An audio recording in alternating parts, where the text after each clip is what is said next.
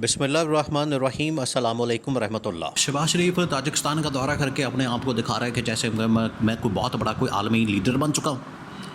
मैं कोई बहुत बड़ा कोई तुरम खान और तीसमार खान बन गया हूँ और मेरे बड़े ताल्लुकात बन गए हैं। अब मैं मुल्कों के साथ जा रहा हूँ सरमायाकारी करने, इन्वेस्टमेंट लेने। आना जाना वहाँ से कुछ भी नहीं है। ये तो वही है, खाया पिया कुछ नहीं, गिलास तोड़ा 12 ने। ताजिकिस्तान का दौरा कर लिया, भाई उससे क्या निकलना। यहाँ जो मसाइल पैदा हो चुके हैं, आपने उनके मसाइल का हल निकाला है। आलमी सतह से जो प्रेशर आ रहा है पाकिस्तान के ऊपर, उनका आपने कोई हल निकाला है। इस्टेब्लिशमेंट शदीद तरीन दबाव के अंदर है। टॉप मिलिट्री कमान जो है वो इस वक्त बैठी हुई है। उनकी बड़ी अहम तरीन मुलाकातें हुई हैं GHQ के अंदर। और ऊपर से जो आसिफ जरदारी पीपल्स पार्टी वाले हैं, उन्होंने भी आंखें दिखाना शुरू कर दी हैं और उन्होंने बाकायदा तौर पर इस हुकूमत को पैगाम भेज दिया है कि अगर हमारे काम ना हुए तो फिर हम आपसे अलहदगी का ऐलान कर सकते हैं। अब कौन से ऐसे काम हैं जो पीपल्स पार्टी वाले के नहीं हो रहे, पीपल्स पार्टी वालों के, जिसकी वजह से वो अलहदगी की धमकी लगा रहे हैं। इस्टेब्लिशमेंट ऑलरेडी परेशान है इस हुकूमत से और थोड़ा सा रिलीफ देने के लिए शहबाज शरीफ को ताजिकिस्तान के दौरे पर भेज दिया। उसने कहा कि चलो कोई सैर सपाटा करके आते हैं। शहबाज शरीफ को उधर भेज दिया ताकि पीछे जो है वो डेवलपमेंट्स हो सकें। पीछे बड़ी अहम तरीन डेवलपमेंट्स हुई हैं, 3-4 बड़ी डेवलपमेंट्स हैं जो आसिफ जरदारी की जानिब से, पीपल्स पार्टी की जानिब से फ़ैसला किया। इस पर तो बाद में आते हैं। पहले ये जो सुप्रीम कोर्ट के अंदर केस चल रहा, आपको पता है कि उसमें इमरान खान और PTI को वाज़ेह तौर पर अब नज़र आ रहा है कि ये फ़ैसला हमारे हक़ में आना है और मखसूस नशिस्तें हमें मिलनी है। ये तो नज़र आ रहा है साफ वाज़ेह कि इमरान खान ये सीटें निकाल लेगा, इमरान खान को ये नशिस्तें मिल जाएंगी, जिसकी वजह से शहबाज शरीफ और इस्टेब्लिशमेंट और काजी फ़ाइज़ ईसा इस वक्त परेशान है।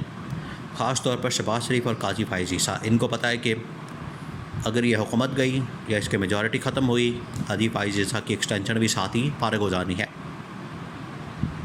उसके बाद इस्टेब्लिशमेंट ने अब बड़ी अहम तरीन मीटिंग कॉल की और इस्टेब्लिशमेंट ने इस हुकूमत को इस फ़ैसले की रोशनी में आगाह कर दिया है कि अगर ये हुकूमत आपकी फारिग हो गई, फ़ैसला आपके हक़ में ना आया, तो फिर आप अपना बंदोबस्त कर लें, घर जाने की तैयारी करें और हम किसी और को लाने की तैयारी करें। इस वजह से मुख्तलिफ़ पॉलिटिकल पार्टीज़ आपको इस वक्त मार्ज वजूद में नज़र आती हैं।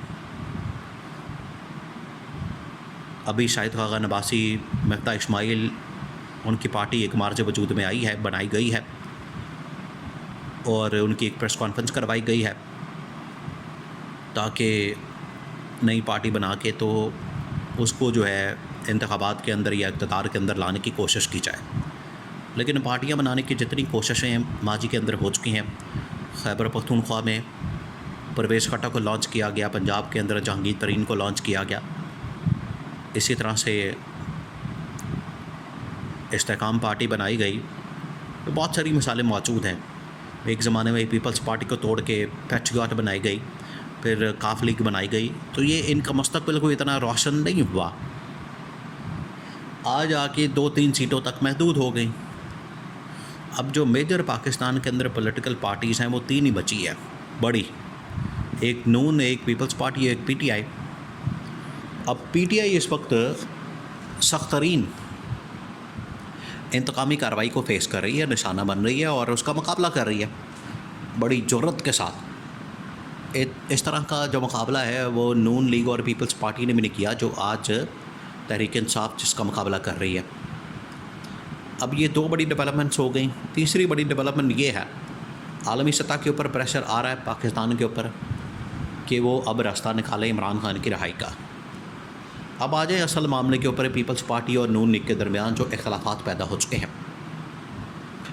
नून लीग और पीपल्स पार्टी वाले इस वक्त एक दूसरे के आमने सामने आ चुके हैं और उनको पता लग चुका है कि अब ज़्यादा देर तक हम नहीं रह सकते, ज़्यादा देर तक चल नहीं सकते।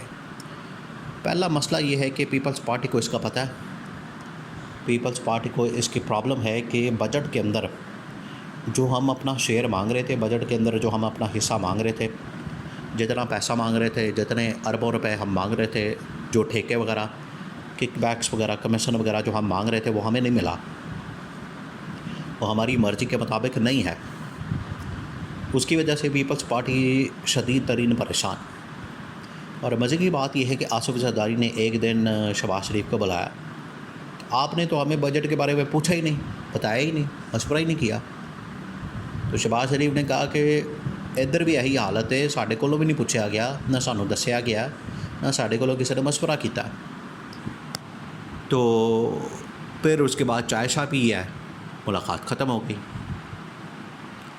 लेकिन इसके बावजूद आसिफ ज़रदारी ये कह रहा है कि शहबाज शरीफ की ये ज़िम्मेदारी बनती है कि हमारे लिए भी तो कोई हिस्सा रखे। नून लीग वाले हिस्सा ले रहे हैं अपना, पंजाब गवर्नमेंट के ज़रिए से, NFC के ज़रिए से और बड़ा माल पानी बना रहे हैं, ठेके ठूके निकल रहे हैं, सब कुछ आ रहा है, साडा हिस्सा कोई है ही नहीं विच। पीपल्स पार्टी वाले ये कह रहे हैं।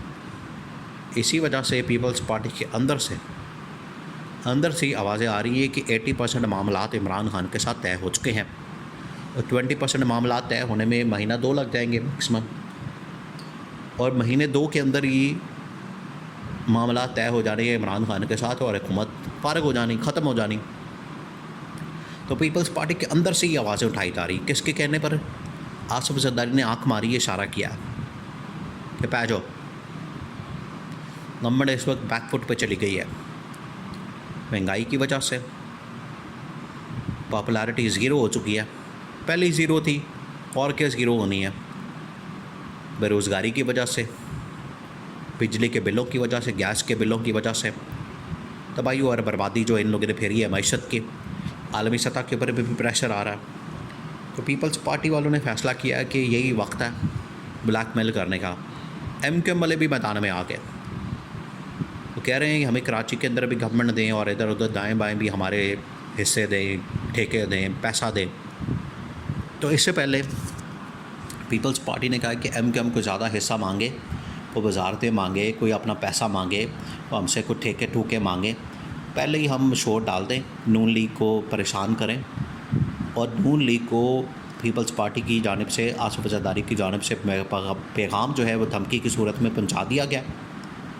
उनको बता दिया गया कि अगर आपने हमारे मुतालबात, हमारी डिमांड्स पूरी ना की तो फिर आप समझें कि तुसी उधर ते असी इधर, एक दूसरे के साथ ख़त्म, जपियाँ पपियाँ जो है वो सब कुछ ख़त्म हो जाना है। फिर आप अपना रास्ता लें, हम अपना रास्ता लेंगे और ताल्लुकात ख़त्म, इत्तेहाद ख़त्म, और आखिरकार इस हुकूमत से अलहदा होकर हुकूमत का ख़ात्मा कर दिया जाएगा।